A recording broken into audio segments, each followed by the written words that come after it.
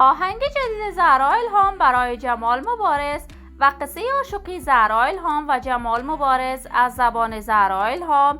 زهرا الهام چطور و چگونه به استرالیا رفته است و آهنگ‌های جدید عاشقانه زهرا الهام برای عشقش. من در این ویدیو پیرامون حقایق همین ماجرا خواهم پرداخت، پس در ادامه با کانال دنیا اینفو باشید.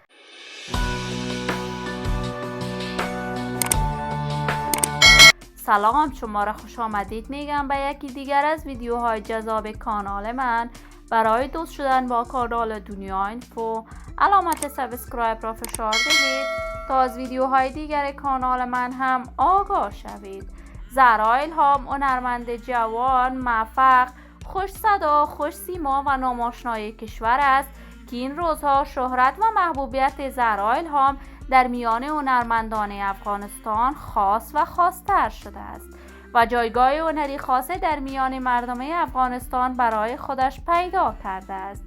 زهرا الهام اولین دختر خانمی بود که توانست مقام اول را در پروسه رقابتی ستاره افغان کسب کند و ای را به نام افتخارآفرینان ستاره افغان می نامد. زهرا الهام تا سن نوجوانی در کویته پاکستان بزرگ شده بود. در اصل وی هزاره می باشد. الهام بعد از ختم پروسه ستاره افغان با کمک آریانا سعید چندین آهنگ ثبت و نشر کرد که مورد حمایت و تشویق فراوان دوستداران و علاقه‌مندانش قرار گرفت. جدیدا زهرا الهام ابراز علاقه و عاشقی خود را برای جمال مبارز هنرمند رپخوان کشورمان ابراز کرده است و این خبر در صفحات مجازی بازتاب گسترده‌ای داشته است. این همه در حالی است که جمال مبارز هم در کشور استرالیا زندگی می کند. وی در افغانستان ازدواج کرده بود اما همسرش به دلیل نامعلومی به قتل رسیده است.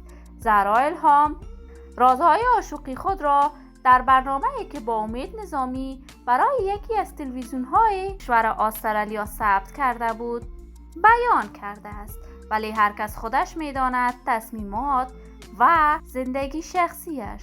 من آرزوی موفقیت، سلامتی و کامیابی برای تمامی جوانان کشور خود از بارگاه عزتمندان آرزو دارم.